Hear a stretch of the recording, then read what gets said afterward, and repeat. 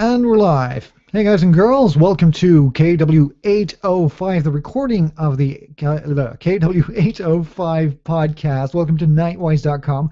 If you don't know who we are, we're a podcast about with hacks, tips, and tweaks for cross-platform geeks. And today we are recording one of our episodes. I decided it would be a good idea, just in order to motivate myself a little bit, to do it on Google Plus as well. So I'm going to record all of this in Audacity on my Mac over here, and I'm also going to record this on the Google Plus Hangout. So you will be able to download this podcast via our RSS feed over at www.nightwise.com. And if you want to make it real easy on yourself, you can look for us in iTunes. Just hit Nightwise, and you can also just go to the website, and you can even paste the following URL into your podcatcher. That's www.nightwise.com/subscribe, and that will automatically paste the URL to our RSS feed directly into your favorite podcatcher, so you can get all the shows.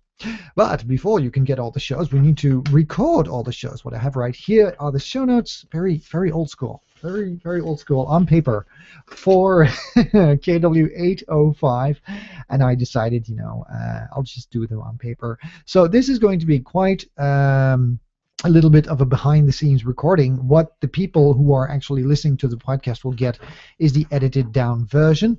What you will see is all of the frack-ups, all of the misspellings, all of the re-recordings, if we make them, and of course also some behind-the-scenes stuff, like, for example, our studio here. This is my home office with a couple of machines that you see lying around, and also my little bit of a Star Trek art stuff there. So this is where I record. Today I'm recording on my MacBook Pro, which is off-screen here to the right. And my trusty Linux machine is, how do I put my thumb here? There you go. A little bit of latency. It's over there on that side. That's my trusty Linux machine. Today it's not doing anything, so we'll get right into it. By the way, if you're wondering what Nightwise.com is all about, as I said in the beginning, hacks, tips, and tweaks for cross-platform geeks. We are cross-platform sliders. That means we jump from OS to OS and let technology work for us, and look for ways to integrate that technology into our daily lives, and free us from the shackles of one particular operating system, so we can compute on whatever we would like to compute on. So let's get started. Let me see here. I have the mixer hooked up. Where's my mouse? There we go. All right. Let's see if I have audio here on the Audacity recorder. Let me play that back here. Let's see if I have audio here on. Yep, got that. The equipment that I'm using, for those of you who are interested, this is a Behringer microphone, an active microphone. I have a Behringer mixer here under the table. Pop filter, which is really important, and I'm recording on a 2011 MacBook Pro, and I use Audacity to record with. So it's a pretty simple setup. You can even do a podcast with less. I'm not really the professional type who buys an expensive high microphone, but this does do the trick. So let's get started, shall we? All right, the way it's going to go, I'm going to record in a couple of sections, and then we're going to close off the recording. Afterwards, all those sections get put together. I add some intro music, I add some outro music, there's a music track that's being edited, and then you can download the podcast on our website, or subscribe, as I said, to the RSS feed. So, let's go. Here we go. Breathing exercises. All right, here we go. On the edge of real and cyberspace, there's one place you can go, and you found it. Welcome to Nightwise.com, the one and only podcast with hacks, tips, and tweaks for cross-platform geeks. Whether you're a Windows, Linux, Mac, iOS, Android, or Sun Solaris user, we have the tips and tricks you need to tune tech into your way of life and let the technology work for you. My name's Nightwise, and for the coming 60 minutes or so, I'll be your host on this episode of the Nightwise.com podcast, KW805 what's in my bag.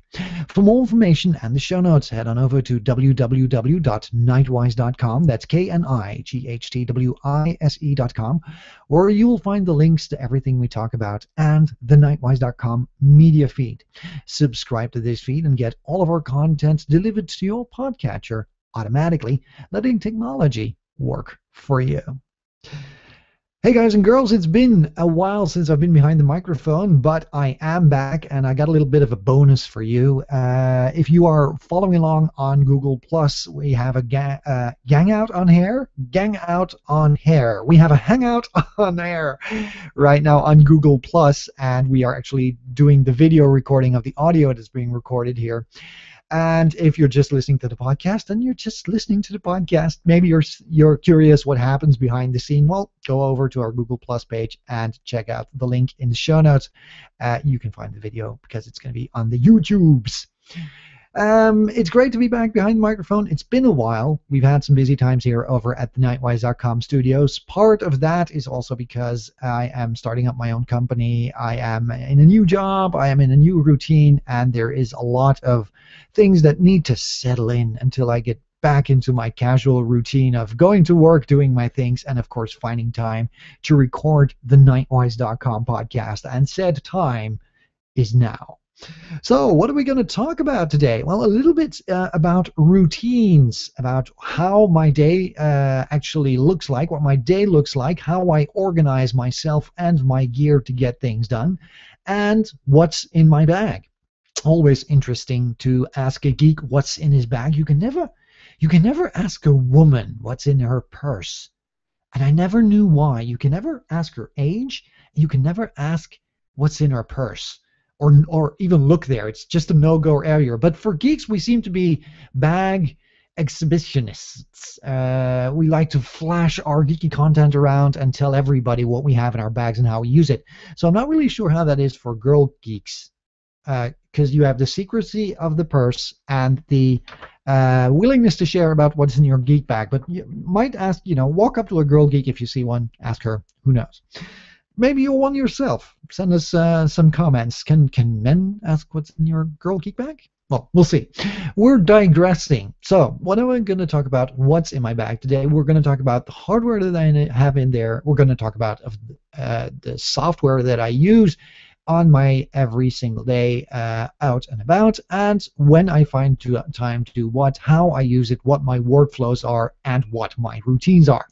That's going to be what is the meat of the matter, so let's get into that. Let's get into the meat of the matter.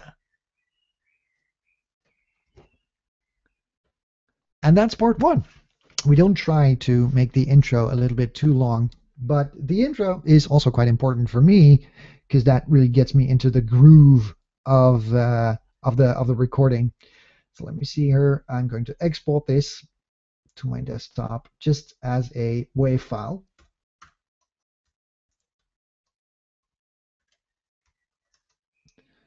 I record uncompressed, I do the editing, and then I compress everything together into one big MP3. So that's going to be KW805, Season 8, Episode 5, Part 1, record. Okay, export. I'm just quickly going to listen to that. So let's get into that. I'm not really sure if you guys hear that. Let me see if you guys hear that. No, you don't hear my signal, but I just quickly checked the recording. Sounds good. Let's go for part 2. All right. In 3, in 2, in 1. So before we take a look at what my geek bag actually holds as secrets to hardware, software, it's also important to take a look at what my day looks like, because that kind of depicts. Oh, again. Boink. All right. See, not always perfect. Sometimes I try to tell multiple things at the same time and it goes wrong. Again. 3, 2, 1. So before we start talking about what's in my bag, it's also very important to talk about what my day looks like, because The routine a certain geek has and the way his or her day looks like will be fairly important in the choice of his or her hardware and to determine what his or her workflows are going to look like. So to give you an average idea of my day, I am a freelance IT consultant by profession. I'm unfortunately not a professional podcaster yet. I don't get paid enough to do this full time. Wish I could. But my day is fairly simple. I work at the client where I have a contract for about 4 to 5 days a week. That means I'm out of the house in a standard employee commute about 4 to 5 days a week. Mondays to Fridays, I wake up at about 6:30. I go upstairs to our cross trainer, and I am on a cross trainer or stairmaster, depends on how you want to call it. And I get on there for about 20 minutes. That's the first thing I do.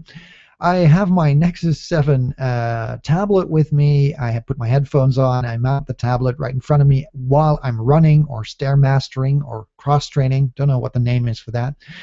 And I watch a TED Talk or some news podcasts or, just a regular cartoon or something interesting on YouTube.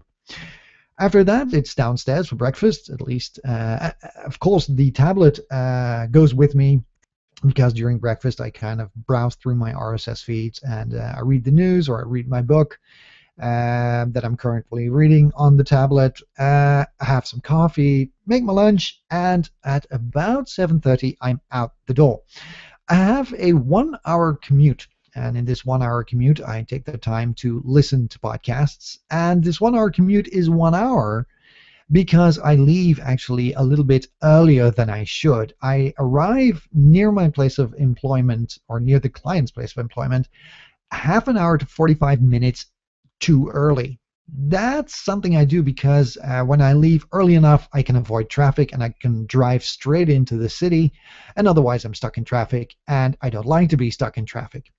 Those 45 minutes I spent in a great coffee shop that is across the street and that has a fantastic latte, that has a table, and that has a chair.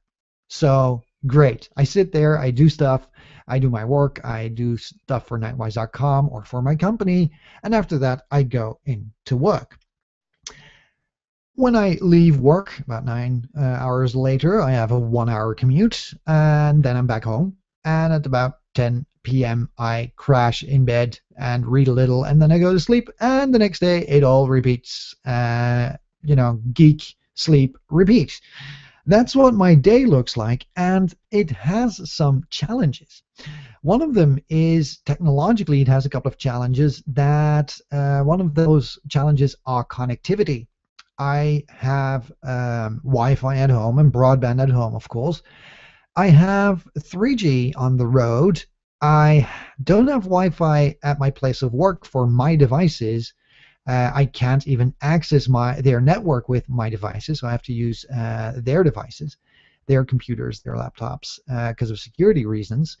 And that's about it. I have a data limit of 2 gigabytes on that 3G connection, and all of those challenges make for a interesting way of doing things during the day.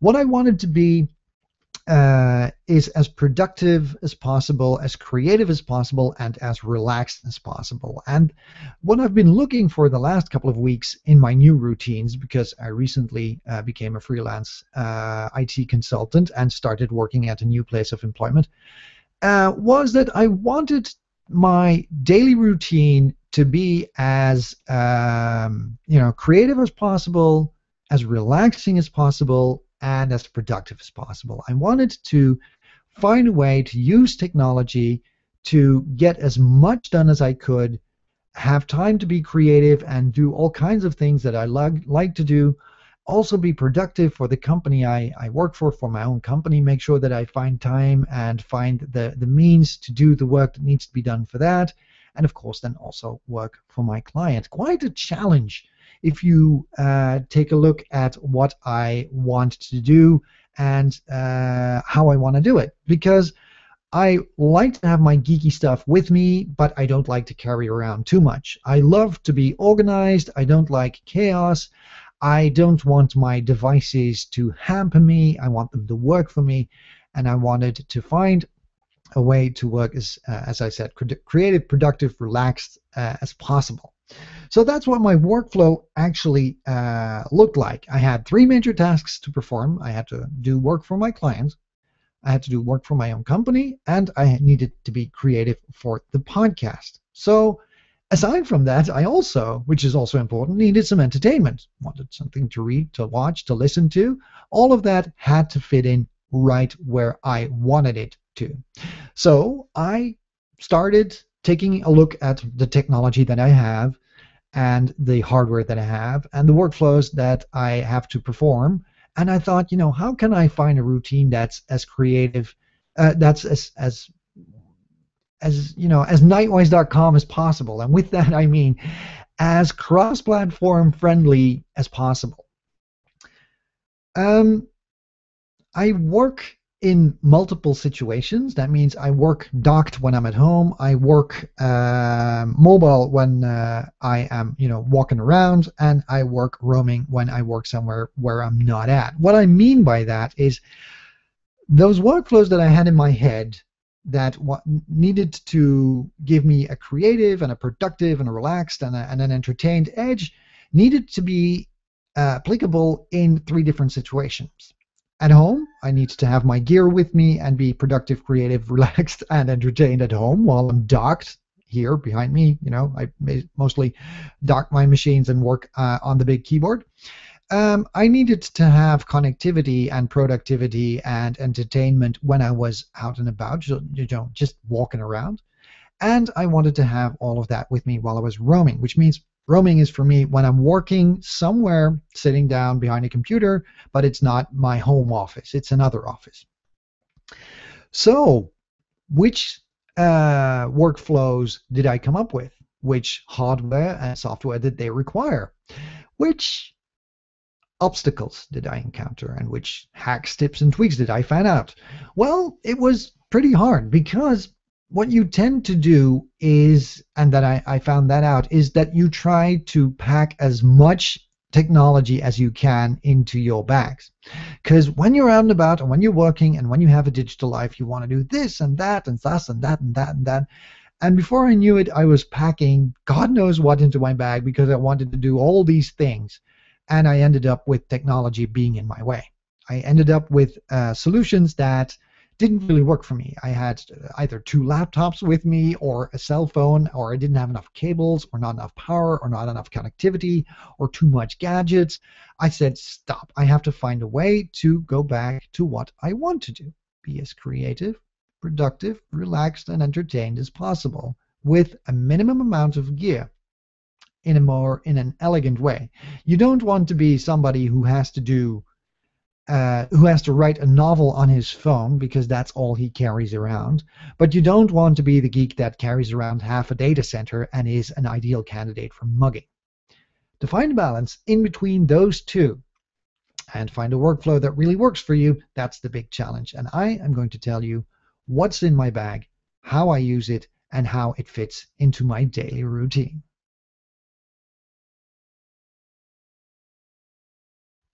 And that's that, part two. I'm going to listen back to that. What's in my bag? There you go. All right, export that. KW805 P2. There we go. Save. Okay, that's that. All right, time for part three. Let's see in the meantime which notifications have been rolling in, because I get constant distractions, of course. Let me see here.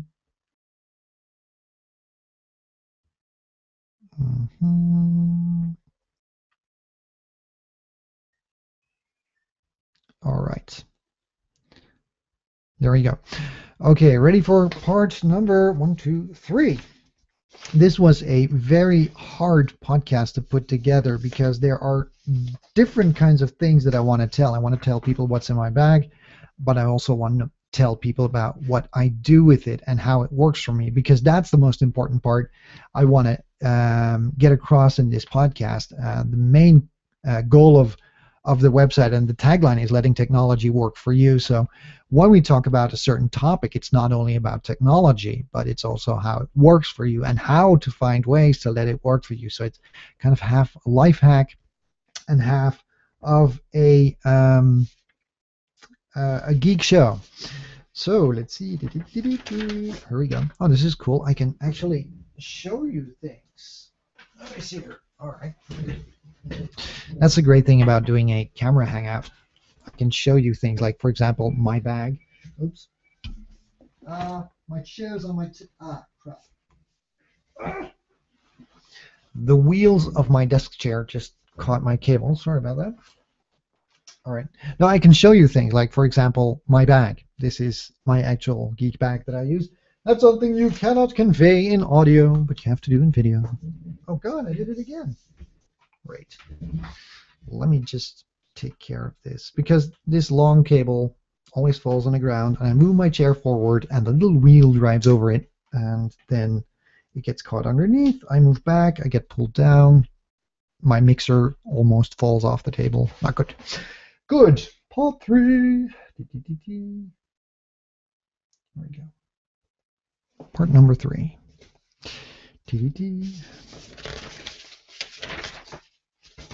All right. We're going to do that in 1, 2. And this is going to be all the way up to here. Yeah. Okay. Good. All right. I used to do these things in the car, and would just have very moderate show notes and record in the car as I was driving, which when you're on the freeway is something you can do. It's kind of like doing a phone call. But once I get really into doing show notes, they become very, very complicated, and this is not something you want to do in the car. Definitely not. Okay, part 3. So let's answer the question, what's in my bag? But, you know, before you gotta know what's in your bag, you gotta know your bag. Choose your bag. I am of the very adamant philosophy that a bag, a carrying bag for your laptop and your gear, should be small. I sometimes see people with these big corporate cookie cutter, extremely predictable laptop bags, you know, with Dell or HP stamped on them, you know, the black ones that every corporate stooge has, and that screams laptop miles away, you know, stuff like that. I absolutely detest these bags. Why?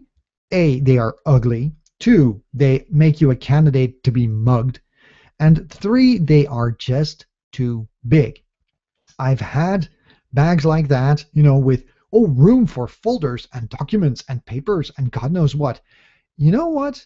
Don't get one of those bags. A, you're a boring stooge. 2, you put too much, they make you a candidate for mugging. And 3, you just put too much stuff into them. The more room you have in your bag, the more crap you shove in there, the heavier your bag becomes. When your bag becomes heavy, you become a hobo, and you kind of carry that thing along, and it's not good for your back, it's not good for your shoulders. I absolutely detest those things. What I detest even more are backpacks. Terrible. They are not good for your laptop, they are not good for your bag, and if you wear a jacket or a suit and you have a backpack, you look like an idiot. I don't like backpacks either, because you have to put them on 2 shoulders. Either people carry them on 1 shoulder, then it doesn't have a use, because then the weight is not divided correctly and you kind of walk all crooked. When you do them both over your shoulders, you look like a rumpled up Boy Scout, and you don't know what's happening behind you. Every time you need to get a piece of gear, you need to take your bag off from your back and go into it and stuff like that. I don't like it. I want to be able to access my bag while I'm on the go, which is with a messenger bag like the one I have, very, very cool and very easy to do.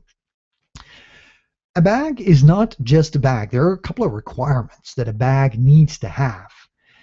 If you get one of those messenger bags that is in essence just a formless sack of cloth, don't buy it. It has to have some shape or form preformed, because that will give you stability, it will equally divide the weight, and if you have technology in there, it will protect that technology.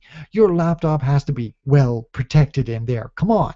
There has to be at least some padding or preformed form factor for your laptop to slide into. Otherwise, if it's just a sack or a satchel, no, don't do it. Don't go there. 2, it should not look, so the bag has to be at least well formed. 2, it should not resemble a laptop bag, because you, as I said, you look like an idiot. 3, it should not be a backpack, because you look like a Boy Scout. And 4, it should not be too big, because you spend too much, you just put too much stuff in it.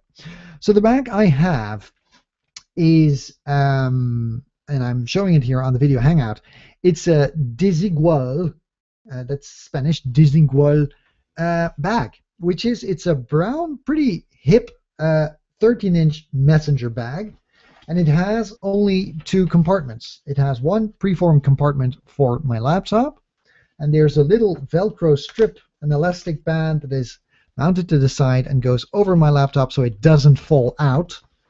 And there's another compartment for my lunch and some papers, and there's a little compartment on the front where I can also put stuff. And that's it. It's a very, very simple, very stylish bag. Not too big. The strap is good. It's a wide strap. It's an elegant strap. I can adjust the length of the strap, and it has also a handle on the top that you can quickly grab. Like the bag. Not your standard run-of-the-mill laptop bag. It's not a Crumpler or whatever, or a Targus or whatever other brands you can buy. It's actually from an Italian or Spanish clothing line. And I saw it in the shop, and this was not the bag that I thought I would use all day, and I love it.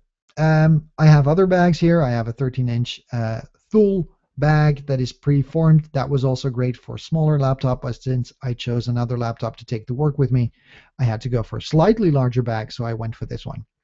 It's a great bag. You can find tons of them like this in the stores, but what you, as I said, need to make sure of is that your gear is well protected, that there is not too much room to put crap in that you forget, and that what I think is important, when you open up your bag in one go, you exactly see what you have with you, and I'll be able to access it as I'm walking. So that's the bag. Now, what do I have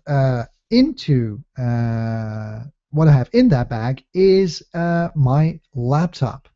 I have, for the workflow that I chose, taken along my 13-inch MacBook Pro. It's a 2010 MacBook Pro. It's an i5. I've upgraded it with 16 gigabytes of RAM. I have put in a extra SSD drive, a 265 gig SSD drive. I have removed the optical drive, and I have moved the 500 gigabyte 7,200 RPM spinning disk to that media bay. So in essence, it's an i5 with 16 gigs of RAM, with a 265 SSD, which has the system on there, and with 500 gigabytes of storage. That's what I take with me. Why that machine? Because I have, of course, different machines lying around the house as a slider. Well, to be sure, to answer that question, well, it does everything. I'm a cross-platform slider, so that means I want to use Windows, Windows OS X and Linux all at the same time without having to carry around multiple machines.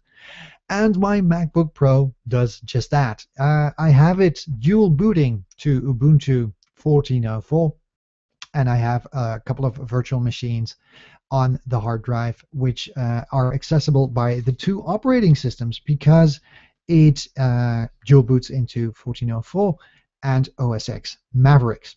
So the way that I have divided the hard disks is simple. I wanted to have 2 operating systems on there. Each operating system has its own home partition. And there is one partition which is 100 gigabytes of FAT32, which is accessible by both operating systems. So when I boot into Linux, I have enough storage. When I boot into OS X, I have enough storage, and I have 100 gigabytes on the spinning disk, which is accessible by both operating systems should I need to swap out data between operating systems. The main role of the MacBook Pro is the main computer for my company, for my personal freelance company. I use it to do all the things that I need to do for the company on there. And when I need to do presentations, I make those in what's it called, Keynote. And I am always sure that I have a very reliable OS X operating system standing by. Now, when I want to tinker and geek and hack and do stuff, I can just boot into Ubuntu 14.04. Runs brilliantly on this machine. Everything works right out of the box, and I have all the geeky stuff that I want at my fingertips, and all it takes me is a simple reboot. I use my MacBook Pro for content creation when I want to blog, or when I want to record a podcast, or when I'm recording a podcast like right now and I want to edit it when I have the time.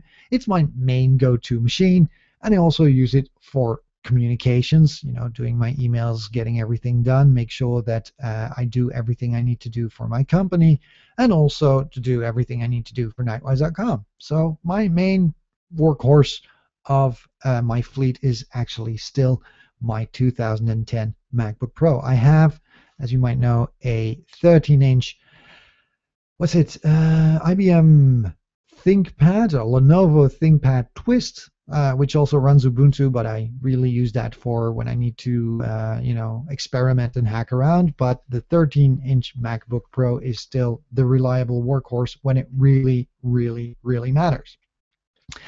Now, which applications do I have on there? Well, I am a cross-platform slider, so I have a lot of cross-platform applications on there. Applications which allow me to use them either when I'm logged in on or booted up in OS X, or I'm logged into Ubuntu. It doesn't really matter what OS I'm using. I still have my applications. Some of the important ones are my Google Apps suite. I use Google Apps for companies, for my company, for my communications. I use Gmail, stuff like that. Evernote, something that's almost available on the two OSs. In OS X, I can use it offline. In Ubuntu, I have to go to the web interface because there isn't a decent client. Chrome, to me, is kind of like an operating system. Everything I do in Chrome works on both OSs, so I see Chrome as one of the main environments I work in. I've got my mail there, my calendar there, I've got Google Drive, I have my social media, I have quite a few cloud applications that I use, and because of the fact that Google Chrome syncs bookmarks and contents all over the place, it's something that is a constant in every OS I work, and it is a constant on every computer I work with. Great way to do it. When I want to be creative, I use Audacity. That works on both OS X and on Ubuntu. There are, of course, some applications for which I specifically need OS X, and I'm a cross-platform slider. I'm not ashamed to say that I do need certain operating systems to do certain things. I try to avoid that as much as possible, but there are also always a couple of proprietary things that only work on one OS. In this case, that's going to be the iLife suite with GarageBand and iPhoto, which I don't really use a lot, but I do use Keynote a lot, especially for the corporate presentations that I have to give. I think Keynote is one of the more powerful applications to do a presentation with. I tried the Google Presenter, I tried the Open Office presentation apps, but it doesn't have the elegance that Keynote has. So for that, I need this machine, and I need OS X. And there's, of course, Final Cut Pro, which is my video editing software of choice. Sorry, bumped my mic there. It's my video editing software of choice, and it only runs on OS X. And because I wanted to be with me all the time, I have it installed on my MacBook Pro, and I do my editing on there. When I took a look at for which specific applications I require Ubuntu or Linux, I was looking long and hard, and I found out that I couldn't find a specific application which only works on Ubuntu. I think EasyTag, which is an MP3 tagging application I use to tag the meta content of the podcast files, is something that is only available on Ubuntu.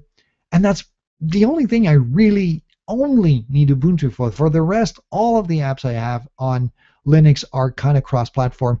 The only thing that makes Linux unique to me is the availability of the command line and all the great command line tools, which are not always available in OS X. And I like the Linux interface. I like the Linux environment. I like the Linux customizability. So I use Linux quite a lot. I use Ubuntu quite a lot. But I don't have one killer app that only works on Ubuntu, which to me says that it's a great operating system because it does allow you to slide back and forth quite easily.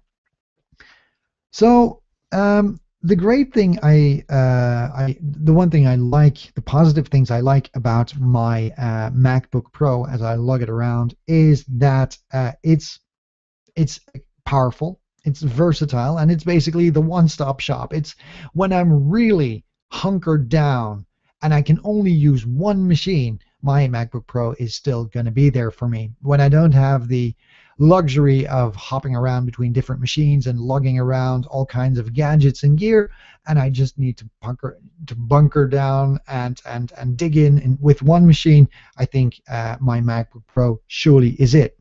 The downside is it's a little heavy, and up until now, I actually didn't use it outside a lot. I thought, I bought this thing, it's expensive.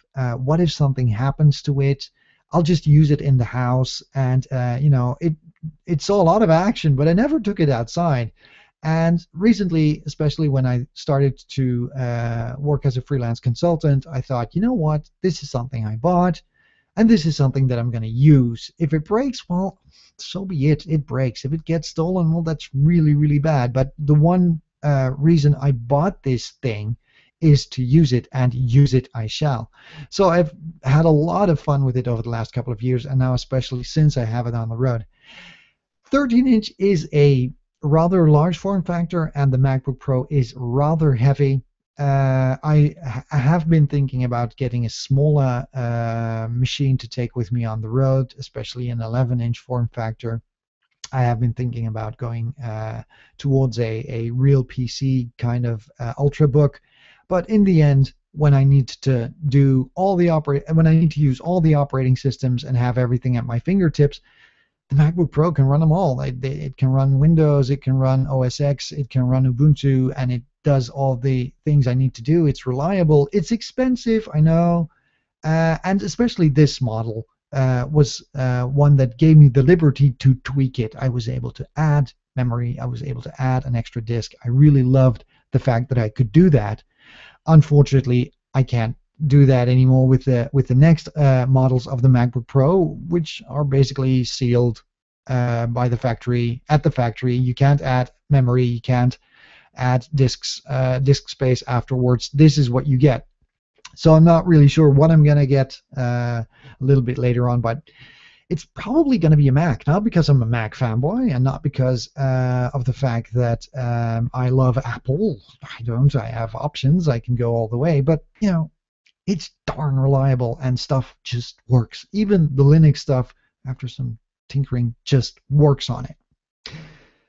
So that's my laptop. What do I do with it? That's also important. Well, basically, it slides into my bag in the morning. It's docked here during the nights to charge. I undock it, slide it into my bag. Don't worry about battery life. It can cope for the better part of the day.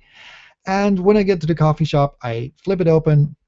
I boot into whatever operating system I want to use, and I do what I want to do. I either use Evernote or Gmail or Thunderbird, or I do my mails. I write my articles. I even can record audio and video on it if I want to. I just have everything with me. It's my main machine when I'm on the road.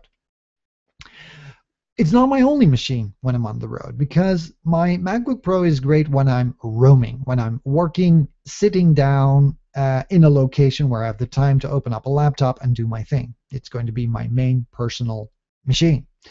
When I don't always have the time to bunker down, to sit down and work behind the laptop, my tablet is my preferred, what do we call it? Digital interface? Is that a good word? Yeah. My preferred digital interface. I have a Nexus 7. It's a 32 gigabyte version of 2013. And what I mostly do on it is content consumption. This is really my entertainment system that I have with me most of the time. I love my little Nexus. It's not an expensive tablet, but boy, does it see its usage rise as I wake. It's the first thing that I grab for when I wake up, because it plays these little soothing music sounds in the morning. It sleeps right next to me, charging on my nightstand, because I read books on it before I go to bed. It charges on my nightstand. It rings my alarm. I get up, I take it with me, and I start consuming content. That means watching video podcasts on it, streaming TV shows that I have stored on our Plex media server, reading books on it, browsing the web, checking RSS feeds. And one of the things that I don't do with my tablet is social media. I don't have Facebook on it. I don't have Twitter on it. Nothing. Because I want to use my tablet to consume content in a relaxed way without being interrupted by ding-dongs. I have a different device for interruptions. Let's see. The other thing I use my Nexus 7 for is communication. I love using it for Google Hangouts and Skype, because I can prop it up right in front of me, and I have this little terminal where I'm actually seeing who I'm talking to and what I'm doing. I also use it as a big remote. I use it as a remote control for our Sonos player in the house, and I also use it to remotely log into some Linux machines that I have out and about, and control them via the terminal. Not really to type a lot, not really to create content on, but just to have with me as a entertainment system, and if required, a little bit of a remote machine to connect to all of my other devices. I don't have social media on there, but I do have a lot of applications on there to consume content. I like to watch stuff. I like when I'm sitting down in the living room and the big TV is right in front of me, I tend to crawl in a corner on the couch and watch a TV show like Star Trek or something on my 7-inch tablet, which I have a 32 or 40-inch TV right in front of me, and I don't. I love just taking my tablet with me to the coffee maker and just watching my show while I'm walking around. Really love it. I have apps on there like YouTube. I have a podcatcher on there called Dogcatcher, which I have set for downloading video shows. So video podcasts, I download them on my tablet. I have the TED app on there to watch TED Talks, which I really like. So all kind of TV kind of apps on there to consume video content. For music, I have Spotify and also Dogcatcher when I want to download music podcasts. I stream everything that I have in my home media center with Plex. I read my books with two applications. One of them is Aldico. It's a great free EPUB reader for Android, and it also reads PDFs. And another called Fabric.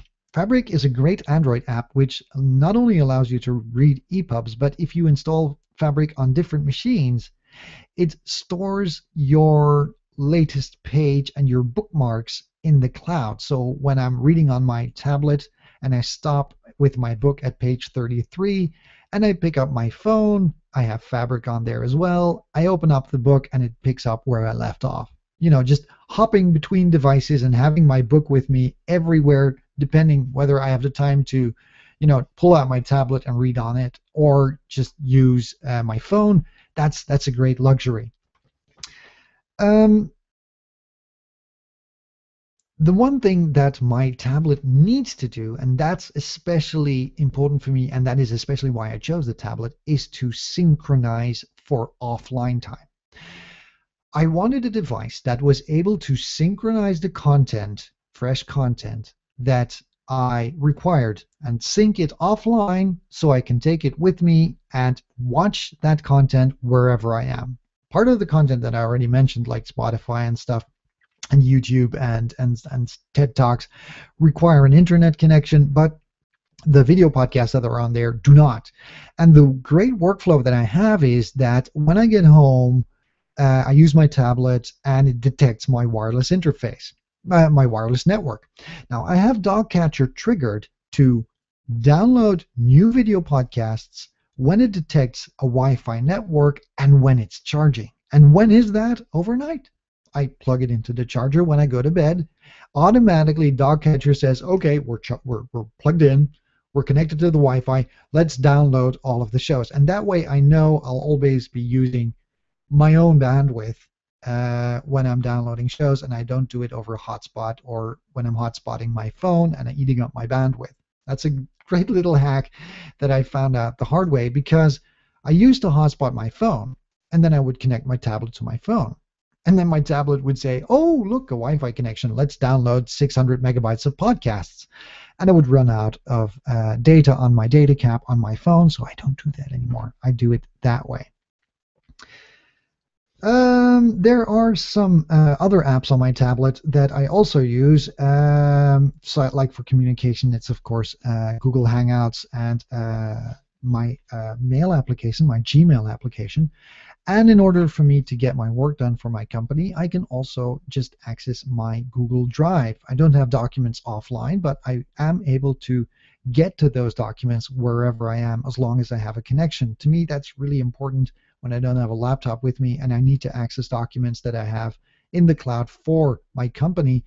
I use the Google Drive app. I use apps like Dropbox, and I think it's called Easy File Explorer, which is a great app on Android, which lets you connect to just about everything. Dropbox, SSH drives, Samba shares, no matter where you are, you can really use that app to connect to everything that you have. I love the Easy File Explorer in combination with my tablet because it allows me to use my tablet as a remote control to access everything. I don't have to be creating content, but I can just access everything when I want to.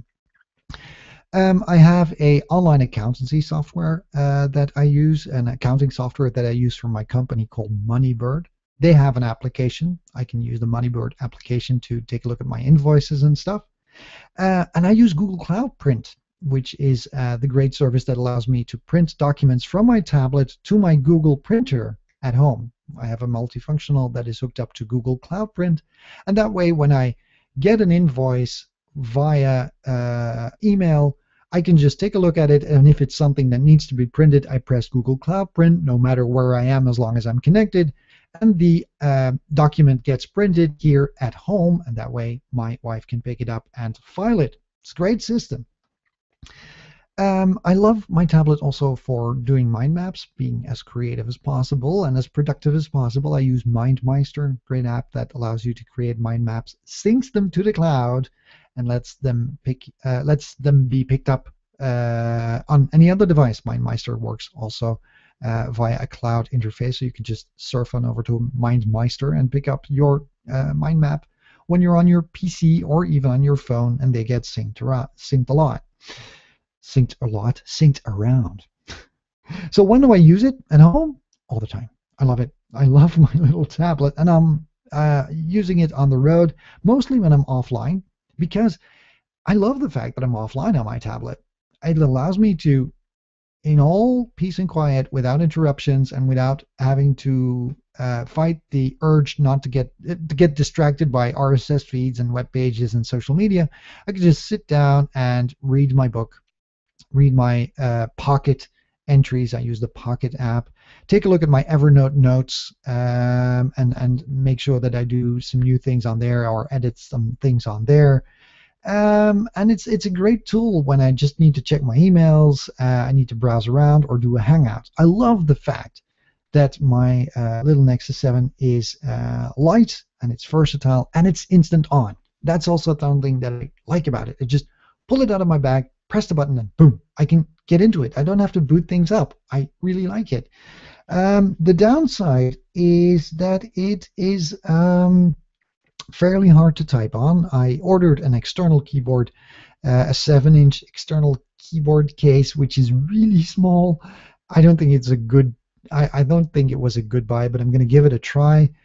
So it's not really, comfortable to really type on a lot. It's a small screen, and there is limited storage. So that's the only downside to my little Nexus 7. Now, we are going to go on to the rest. We're going to talk about the last interesting and essential piece of gear that's in my bag, which is my phone, and all of the other stuff that's going to be for the next part. Well, that's that. I don't know if you hear this, but my fan on my MacBook Pro is really kicking in. It's really making a lot of noise. Let's see, export, KW804, 805. So in the meantime, I have found 2 viewers who are watching this stream live. So let me see if I can find the chat room for this here. Let's see. There you go. We're opening up a chat room, which I haven't done. Hi guys. So I'm just gonna talk to these guys quickly to see who's actually watching this show live and who's spending his Saturday evening watching me record a podcast. And I think I'm blundering through my show notes a little bit, but let's see. Okay. Okay. Ready for part 4. Save this. Okay.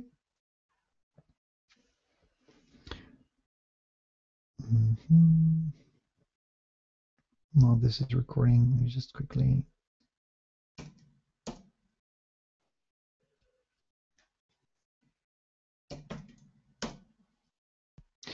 All right.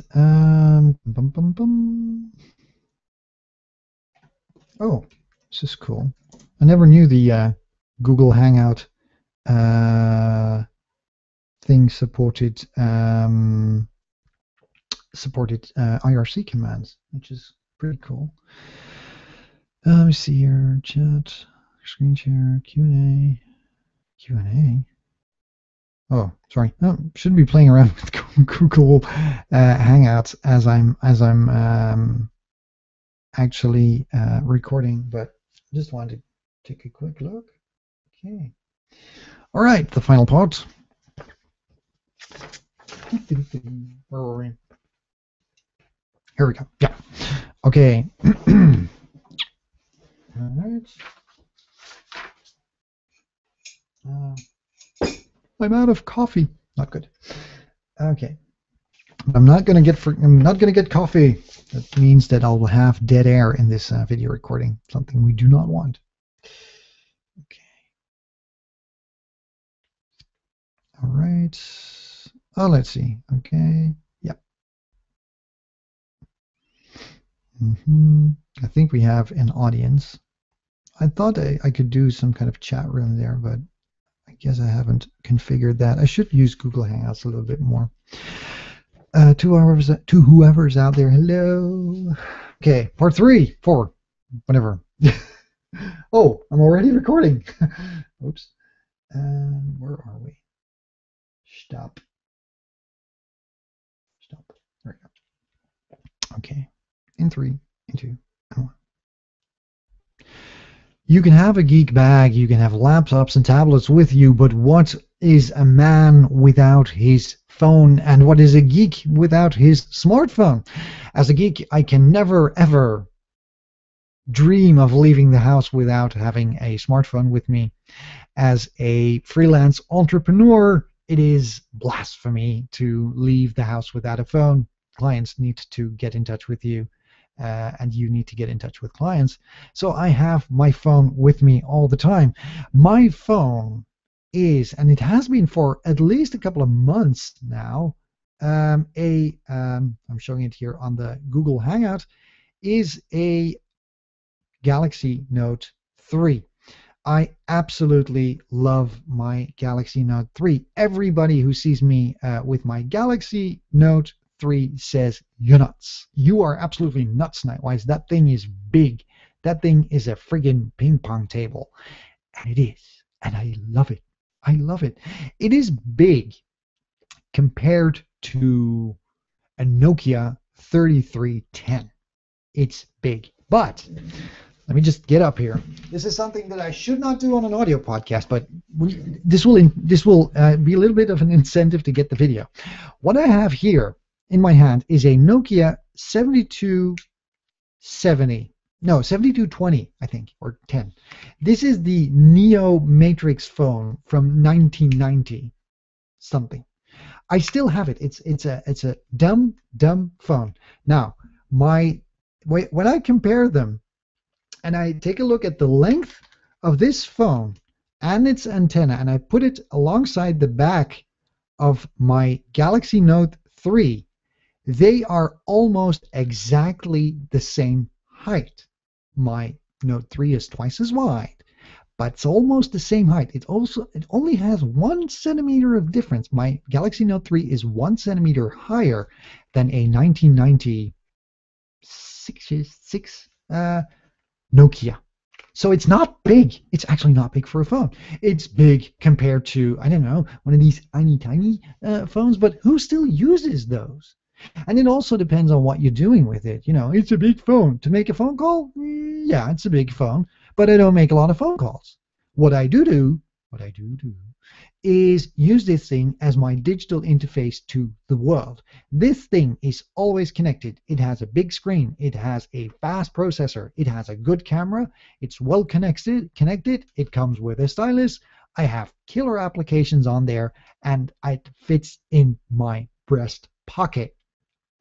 Which means that this thing allows me to do, in a pinch, everything I want or need to do when I'm on the road from this device.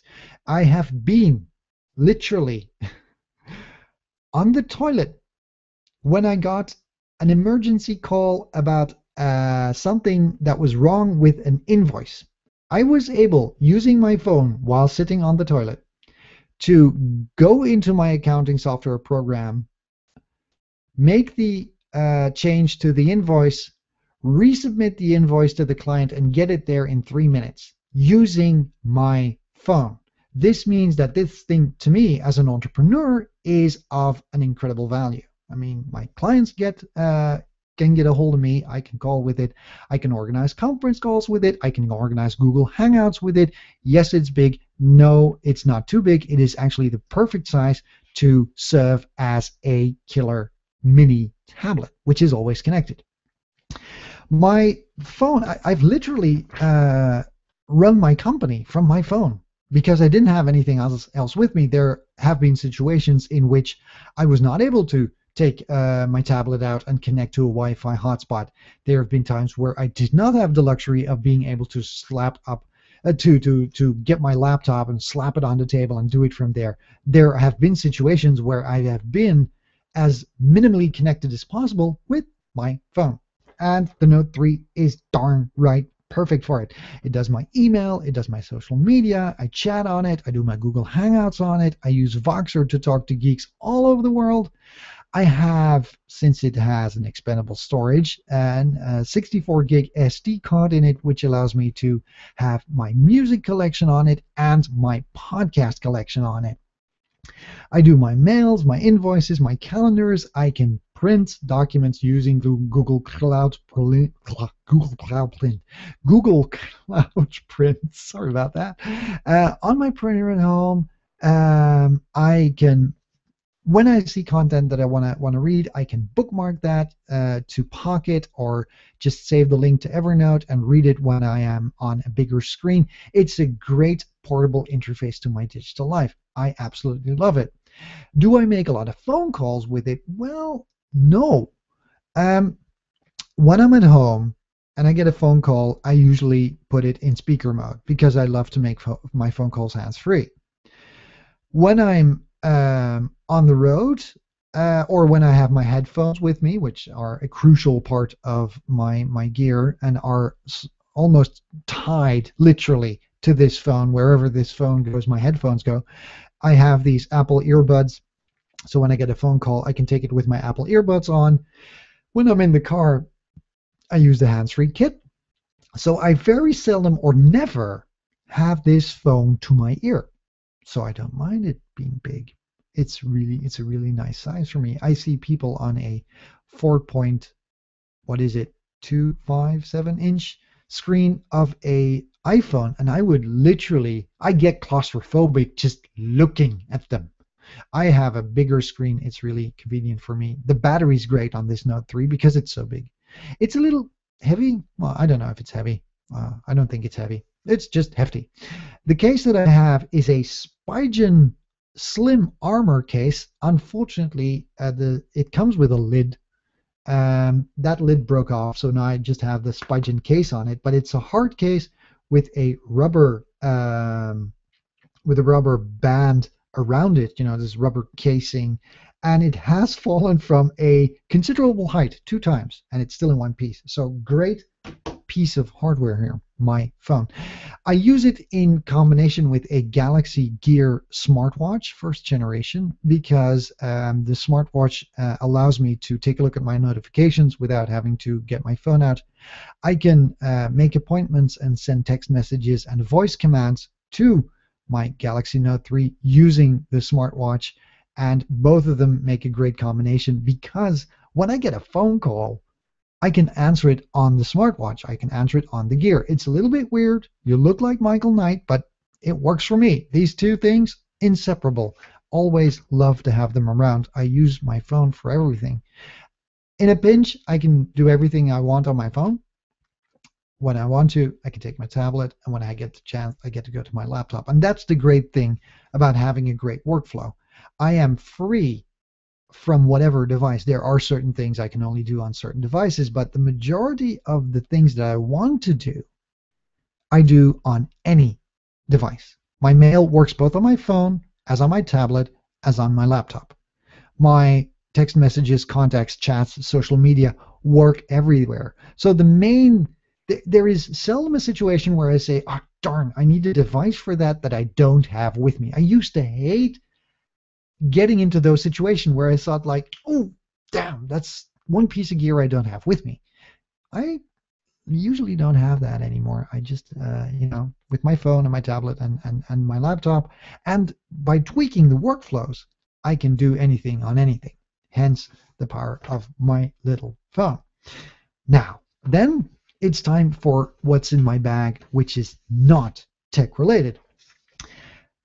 I've seen life hacker posts of people who, put the contents of their bags on the table, and there are like a ton of cables in there. I don't carry around a lot of cables. I carry around my Apple charger when I take it with me. I carry around one micro USB cable. I carry around one 5-volt USB charger, the one that you can use to charge your phone, your iPhone, or your tablet. I carry around one USB stick, and I carry around my Apple earbuds, and that's it.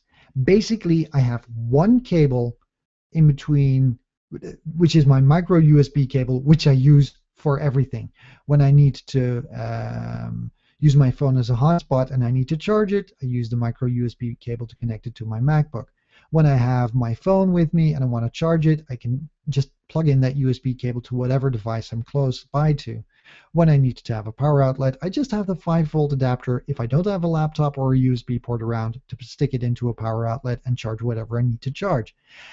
That one cable is all I need.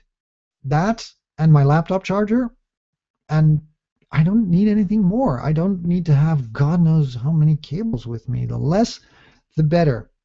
My earbuds, as I told you, are inseparable. I have them hanging around my neck most of the time. I also carry around writing material. I don't use pen and paper a lot, but I still do use them just to take quick notes in meetings or whenever I have an idea that I need to work on. And also there, less is more. I have one pen I have with me, and an Atoma booklet. This is a ringed little book. Again, to the people in the video chat, I'll show them. See, it's one of these Atoma books, and you can actually take out the pages and put them in another order. So that way, when I'm working on multiple projects, I take a blank sheet of paper, write something down, and then move the position of the page in the book so it's somewhere else when I have different projects at different parts in the book, or I'll put a picture in it. You'll see. What I didn't want is a book with pages that you could not swap out, because that way I would have to work chronologically, and I don't like to do that. So my Atoma writing gear. And then I have a little box in there, which is usually stored to store your glasses. It's one of these hard cases for glasses. I have some painkillers in there. I have a couple of rubber bands in there, and I have and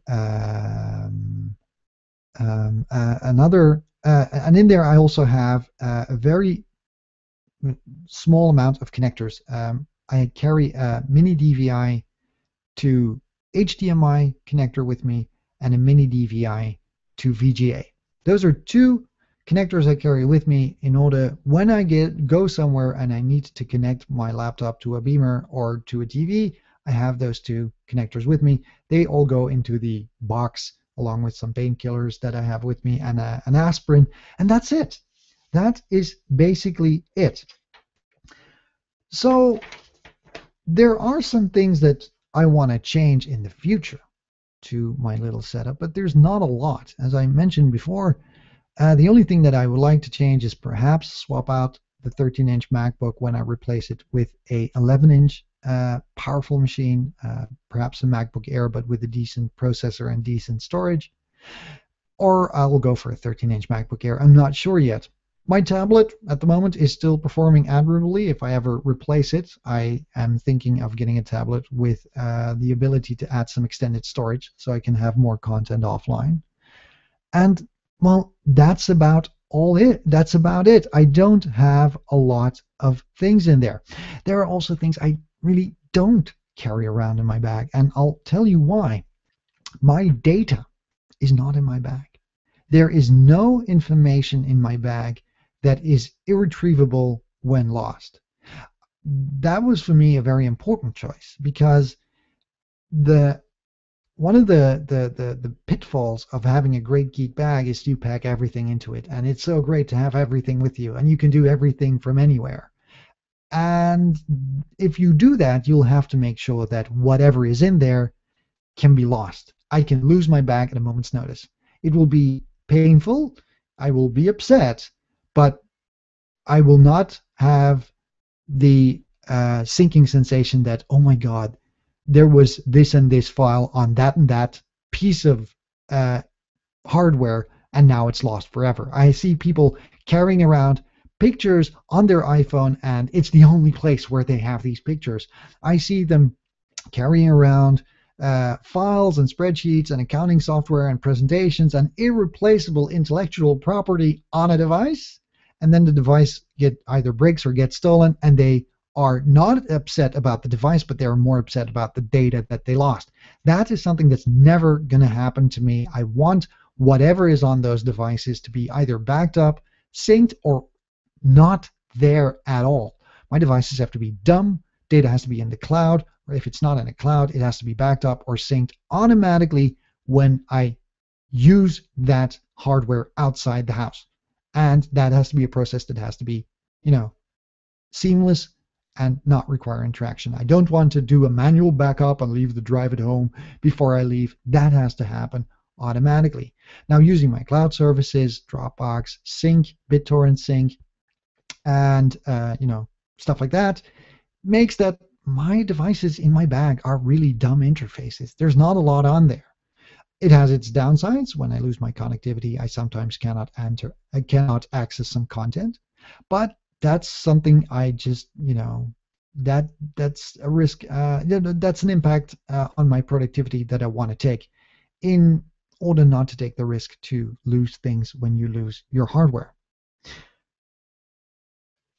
And that's basically what's in my bag. What I want to close off with is to say that the less amount of stuff that you have with you, the better it is. I've been working on this podcast for a couple of days, and I've been working on my new routine and my new workflow for the last couple of weeks, really getting settled into it. And my first thought was to pack more and more and more into that bag. And it got tedious. Stuff got in the way, stuff didn't work, and I ended up lugging around a very heavy laptop bag with a lot of gear in it. I didn't find things, and I thought it was not a nice experience. What I've learned is that the less amount of gear you put in there, the better it is, the greater it works for you. So if you are thinking of, emptying out your geek bag and filling it up again, think about it. Less is more. One cable is more valuable than 5 cables. One laptop is extremely more valuable and a lot lighter than 2 laptops. One phone is enough. One tablet is enough, and sometimes one USB stick is enough. The art of using technology in order for it to work for you is using less technology and using it smarter in favor of having more technology and basically becoming the Sherpa that carries around your digital ecosphere up the Himalayas. You don't want to do that. So I hope you had some inspiration from this podcast, and perhaps you want to share with us what's in your bag. We'll talk about it when we wrap up on how you can get in touch with us and tell us what's in your bag. Okay, long podcast. File export. KW.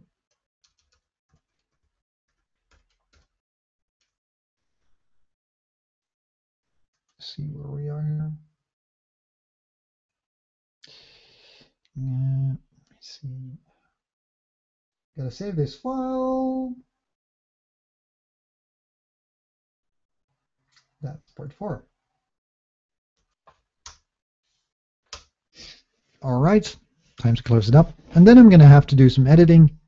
And because I'm using my MacBook Pro, I can just do the editing either today, tomorrow, or perhaps Monday morning when I'm at the coffee shop. I'll have everything with me.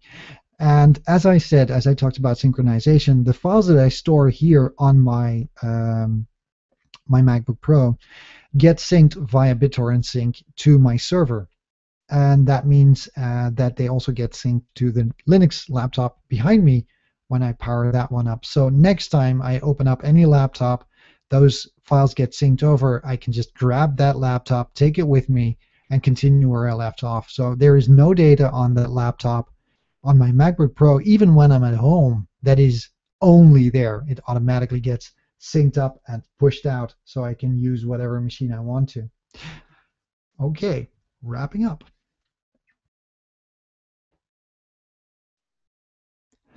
And that's all we have time for this week on the Nightwise.com podcast. A very interesting podcast with a lot of technology and also a lot of workflows and also with some, insights on how to use technology. Take it from a geek who has too much gear, too many gadgets, too many cables, and too many charges, that less is more. That the simplicity of the elegant, again, that's not what I wanted to say.